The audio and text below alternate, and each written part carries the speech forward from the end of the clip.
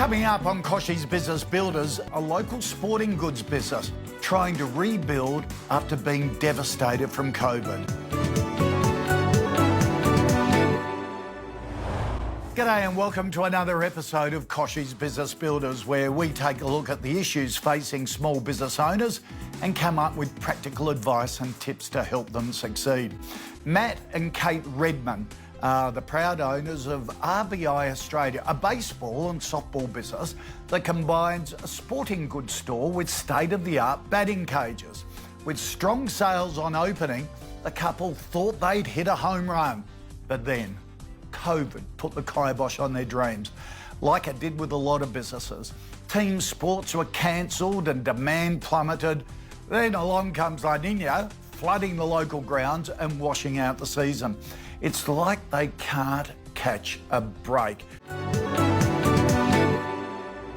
Now, to help Matt and Kate explore how they can chart a path back to success, we sent business strategist and KBB expert Andrew Griffiths along to see them and to learn more about the challenges they face.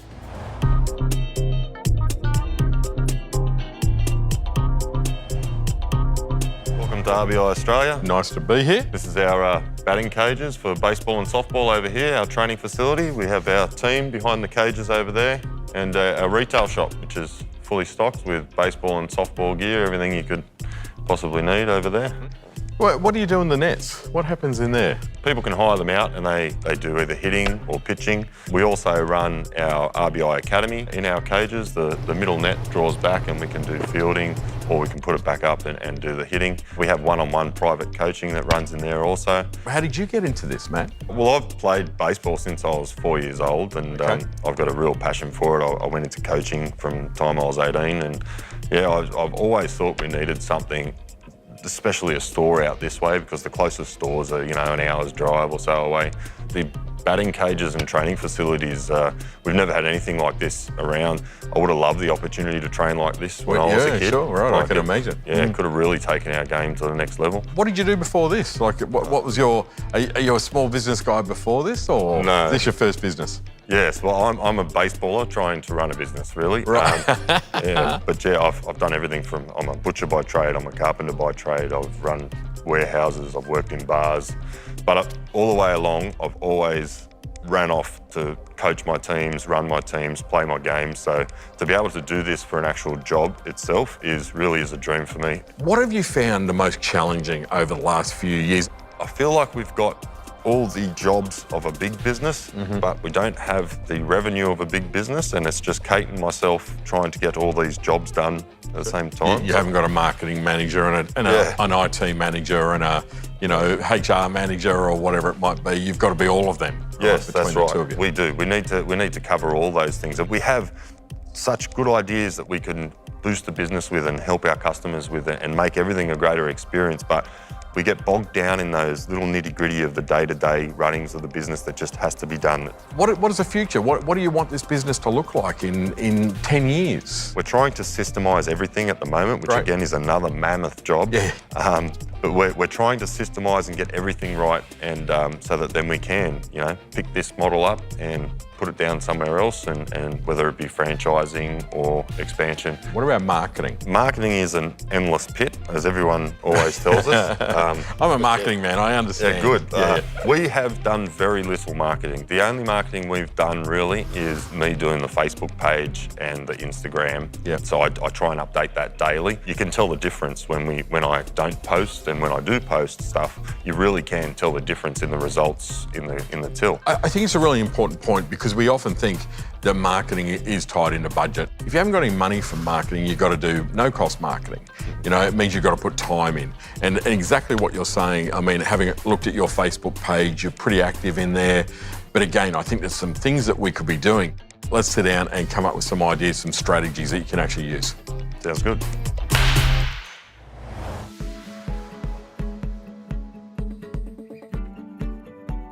You've very kindly told me all about your fabulous business. We know where you've started, the challenges of starting something, with a global pandemic in the middle of it. So in terms of cash flow, what have you been trying to do, or what have you been working on since you've started to try and alleviate that challenge?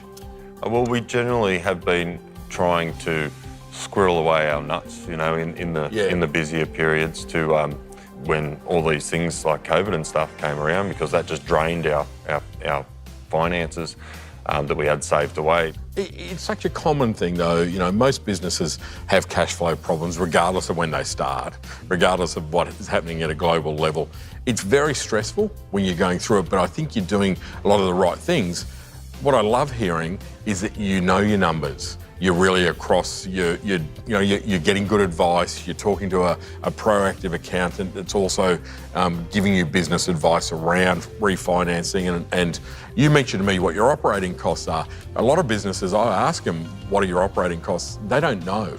And they don't actually know if they're losing money or making money until after the financial year has ended. So again, if you said to me, what's the best thing we can do to manage cash flow? It's to know your numbers. Regarding the other challenges that we spoke a bit about were things like learning different skills, and how do you and Kate kind of upskill, I guess is the question I'm asking. Audible, we're big Audible fans. Audible's one of the, costs us a bomb each month, but you know, I have different books of something I want to attack. I've basically got my whole education from listening to books. I haven't done any formal study or anything like that. There's a quote that I like to use from a guy called Alvin Toffler, who wrote a book called Future Shock. He says, the illiterate of the 21st century won't be those who can't read or write, but those who can't learn, unlearn and relearn.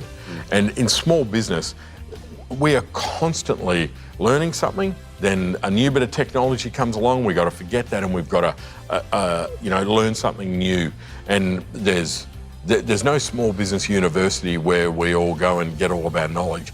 My main background in business is really around marketing. I think you've got some really extraordinary potential with marketing by making a few little changes. What I think is missing from your marketing, both in your social media and actually on your website, is you.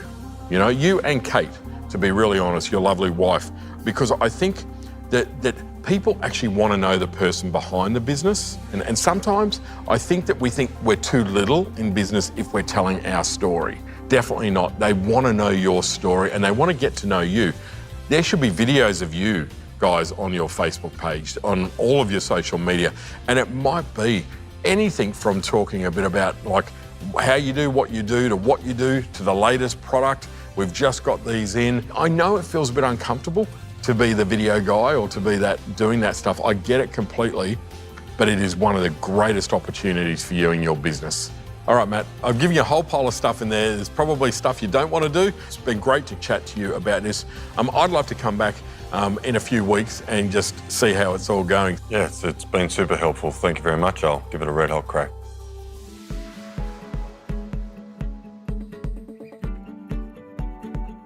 G'day, Matt. How you doing? Hey, good, Andrew. Good to see you again. Great to see you again, and it's been a few weeks since we caught up. What's been happening over the last 6 weeks since I've seen you? Oh, a lot's been happening. It's been our busiest period of the year, just coming into the summer baseball and softball season.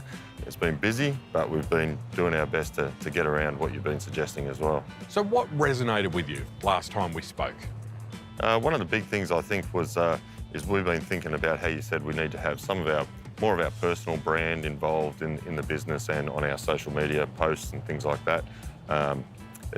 What we've worked on is we've worked on a social media calendar so that we can now, of course we're a little bit time poor at the moment, especially in this busy period of the year.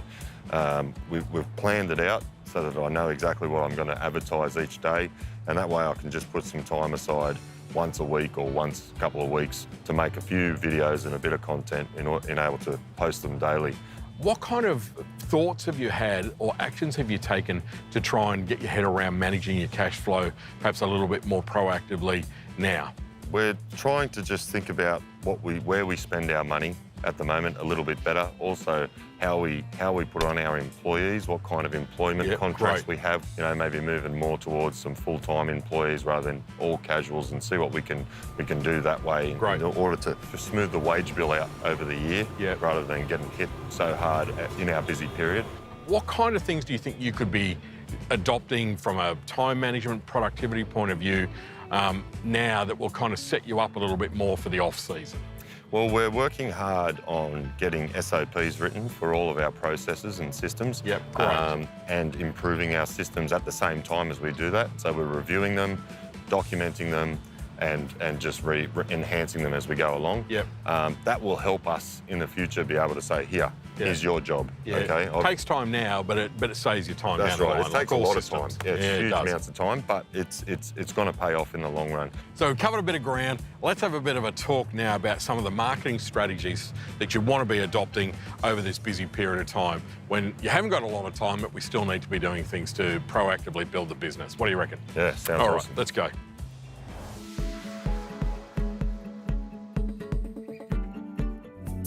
Matt, we've spoken about what you've done in the last 6 weeks. What else can I help you with? What other things would you like some advice on today? Oh, well, you've given us great advice on our free sort of marketing and social media approach. But if we were going to invest some money into some marketing, what would be the best way to go about that? Yeah, great question. And marketing's a complex one, isn't it? You know, there's so many different areas, lots of ways you can lose money. First thing I would do, I would look at doing a little bit of older school stuff. And I would look at developing some promotional materials to put in your packaging. When you're shipping things, that's a great opportunity to sell your business to customers who are getting it. Direct people back to the website, any special offers, things like that. Really, really effective way of marketing. So what kind of content should we be focusing on to make us more visible? At the moment, a lot of our content is simply product-based, but what I want to see is I want to see more of you. You know, how-to videos, advice, everything from, you know, what to eat before the game, right through to how to recover after the game, how to keep your kids involved. As a professional, how to avoid injury. And I believe absolutely that that's your greatest marketing opportunity, is that really diverse kind of videos and engagement in that space across those areas. So to better manage our time, is there any tools you can recommend to automate some of our tasks? There are so many apps and so many platforms and all the rest of it. Maybe we need 2 or 3 really solid apps, but we take the time to learn how to use them. So my advice is, rather than even specific app that's going to really be the management tool, whatever you decide to use, start with a problem, like it might be time management, figure out an app to use and maybe talk to other business owners, etc. Go online, you'll find some reviews, and then say, okay, well, I'm going to learn how to use it properly. Because research shows that the average business owner only uses 9% of the technical capacity of all of their tech. Use fewer apps, but really get to know them well, and start by choosing ones that are going to solve problems like time management, account, customer communication, you know, things like that. You're really well on the right path. You're building a great brand, you're proactive, you're asking great questions, you're constantly trying to make your business better. All of those things all roll together, and to me, you know, give you 2 thumbs up for heading in the right direction anyway, Matt.